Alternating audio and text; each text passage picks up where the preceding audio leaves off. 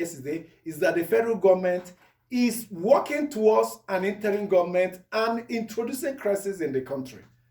Has there been a presidency response to that? No, not yet. Good morning once again. Good morning, my colleagues. Good morning, dear listener. Before I react to the so long a letter by El-Rufai or the epistle by El-Rufai, Bayelsa State government on Wednesday dissociated itself from a list of 10 state governments opposing the Naira redesign policy and restated its support to the federal government on the exercise.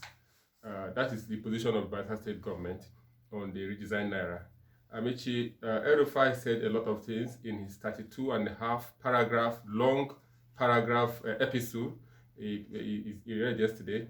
And the issue you're talking about, a lawyer, a professor of law said yesterday that this is treasonable offense that El-Rufai has put himself into. But because he has immunity, no security agencies will approach him or will invite him. So what is treason, for Amaechi, if I may ask, is an act of inciting the people against a state. Simple terms. And if El-Rufai is inciting the people against a state, for me, I'm not a lawyer, but the lawyer said it's a treasonable offense. If a state, the federal government, David rightly said, a legal tender is in the exclusive legislative list. Absolutely. And you are telling the people to go against federal government.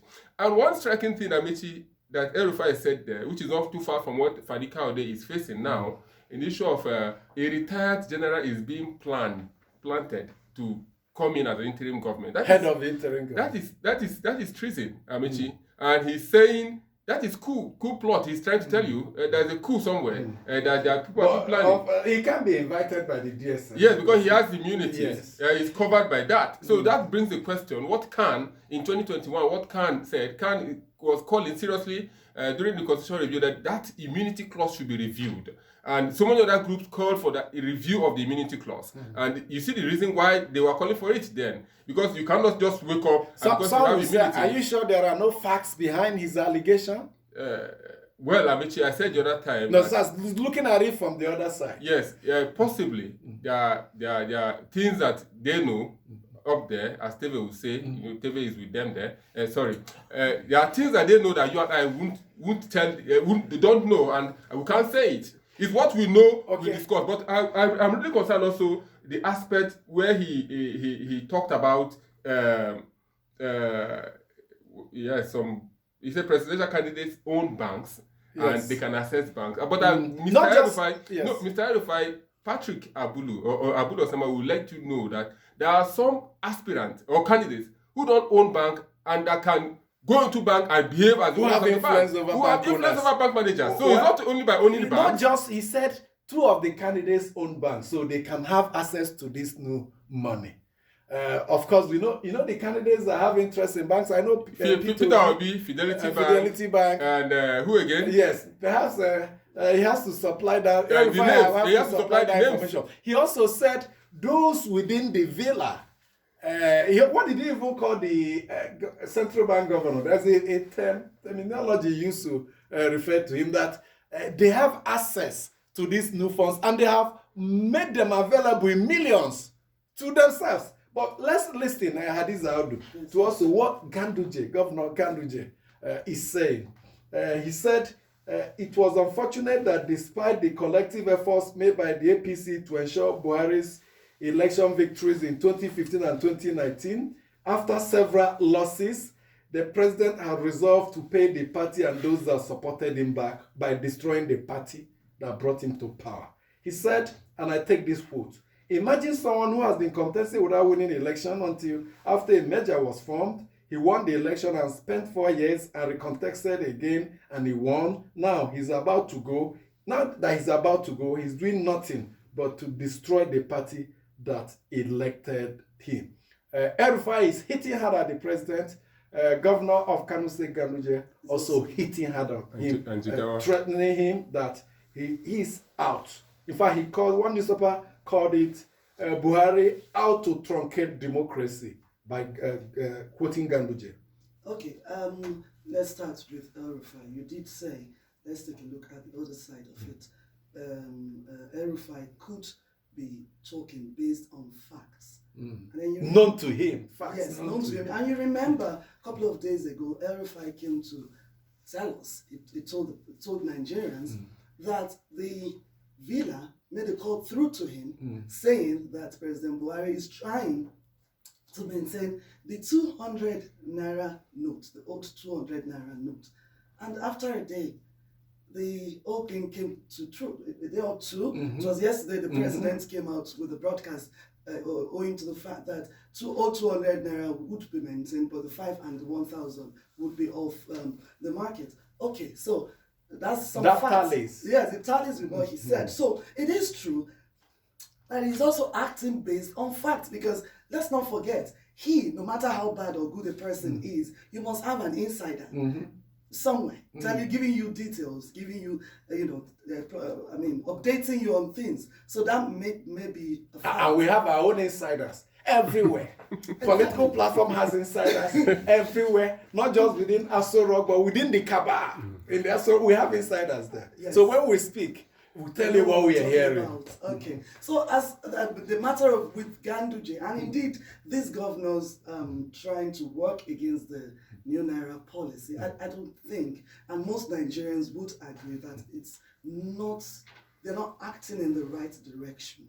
It's not right, going against the presidency. Because Gbajabiamila Miller faulted the policy. Yes, he issued he wrote a letter yesterday. Yes, and Perhaps he borrowed letter writing skills from Obasanjo. Yes, faulting President Muhammadu Buhari's broadcast on maintaining the 200 naira notes only.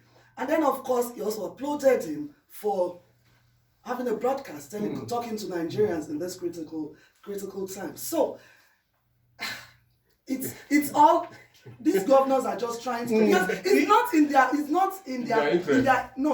It's not for them to say.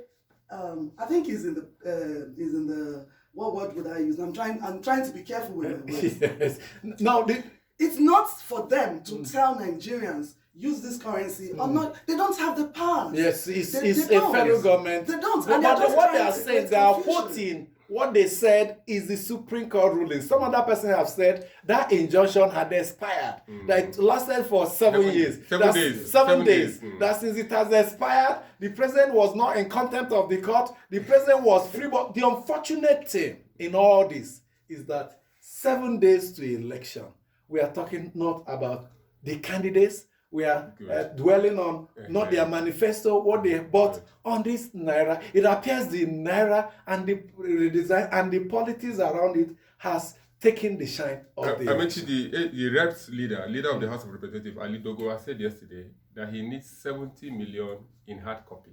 That's cash. No, I don't know. I don't know what he means by hard copy. So maybe if you are saying cash, hard copy is physical. Okay. So it is, I thought he was saying hard currency. I thought he was saying hard currency because we know hard currency to be dollar. So he said he wants it in hard copy, and that is for elections logistics for his agents. That speaks volume. And somebody asked, how many House of Representative contestants do we have? And each of them needing about 100 million naira to do this. Must they go with cash? That is the question we're asking. Of course, there are some cash transactions. INEC is also saying we need cash He was referring to the Electoral Act. The Electoral Act says, as the House of Reps candidate, your spending limit, they find the money you can spend for that election is 70 million. So that is what he was referring to when he said 70. He should ask his agents to open bank accounts. But one other thing that El-Rufai threw up in his broadcast, he mentioned he called out the Attorney General. And that is what we have not heard in all of this for a long time. And he was saying those who lost the presidential election, referring to Emefiele, and those who lost out. But Emefiele didn't contest for the president. He got the form. He got the form. And then he's referring to those who lost out on the governorship. Don't forget Malami, who was running for the governorship of Kebbi State, but had to withdraw when the Electoral Act came in and said you must resign, before all of that. So it's also critical, which is what some of us have also, drawn attention to, over time. He said, and the allegation they're making is that he gave the president the wrong advice, to impede on the quarter. But like I said, and I will keep saying it, we need a political solution at this time. We hope that there will be some men within the APC, because largely it's an APC affair that you can't run away. Because the others need to move in. State, are you sure the others are not part of the problem? No, Edo State and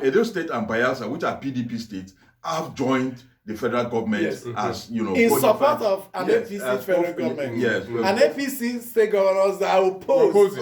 So we hope that there will be some leaders within the APC will rise up to the occasion. Who are the leaders? That is what I'm saying. Give me an example of someone who's not involved. The vice president, for instance, can play that role possibly. Don't also forget that there was an Is it the vice president? Some say have gone on sabbatical ahead of his exit? There are reasons for that. There was a committee the president set up, involved with the vice president as chair, members of the National Assembly and all of that. When there was this, fight between the National Assembly, the executive, the party, and all of that, to be able to sort out this issue. So we hope that committee will rise up to the occasion at this point and see how the party, the APC... Well, the PDP also has its own fair share of crisis. Governor Wike received Bola Tinubu in the government house. Bola Tinubu came to Rivers. He didn't go to visit one of the leaders of the party there, Governor Amechi, who didn't also turn up in his rally. But just like what is happening at the center, the opposite is happening in Rivers State. APC members are visiting PDP members, and PDP members are welcoming them. He cuts across. And Governor Wike said yesterday, as far as the G5 is concerned, the door is closed for negotiation, for any form of solution, any agreement with the PDP. So PDP has got its own fair chance. But what is clear is that the blow by blow, in local wrestling, and that's one I enjoy, not the Western one. Where you wear Dembe in Hausa. Dembe, where you wear gloves. Those gloves will not allow the punch to wreak heavy havoc. But this Dembe, did I get it right? Yes. This Dembe is you hit with your fist. That is what is happening now. The politicians who have been friends before, associates before, are hitting at each other with their fists. And we're only standing behind. We are not enjoying it. I would have ordered for popcorn and watch and enjoy it. But the country is at stake. We need this stability. We need political stability within the elite so that we go into this election on a peaceful atmosphere. Very true, Amechi. And the truth of the matter is we cannot have an election in this state of confusion and chaos, like you rightly said. Bola Tinubu was in Rivers State. He could only do that. He did that for one reason, because he knew that governor of the state, Nyesom Wike, is ready to receive him. He wouldn't have done that. Why didn't he do it in other PDP states, for instance? And then he did it in Oyo. Yesterday. Okay. He visited Sheyi Makinde. He visited him. And a member of the G5. So he only do it within G5 states. Atiku also visited Ugwuanyi, your governor. Had close up meetings. Not my governor. I'm not from Enugu State. His governor is Soludo. So as I'm saying. So and Soludo hosted Atiku. So he did that because he knew the G5, and indeed Wike, who is championing the whole thing, is at the receiving is open to receive him. Yeah, so and that was why he did it. And of course, Bola Tinubu also did that to also gain some kind of support from Wike. Yes. And of course, it also. And there were rumors that Wike had instructed, unconfirmed, instructed his henchmen to mobilize for. It has never been, but Wike, I don't know, mere rumors, not fact. But we also heard that he told Asiwaju not to fund Cole. What's his name now? Tony Cole. Not to work for the emergence of the APC candidate. Because he had earlier accused the PDP of trying to have that their convention alongside the APC governorship candidate. Okay. For interparty, I think it was agreed for interparty. Tepe's governor yesterday said he's Samuel Otom says he's working for P2B. He's mobilizing and working for it. Declare support for Peter Obi. And he went to a Labour Party's town hall in Makurdi. Yeah.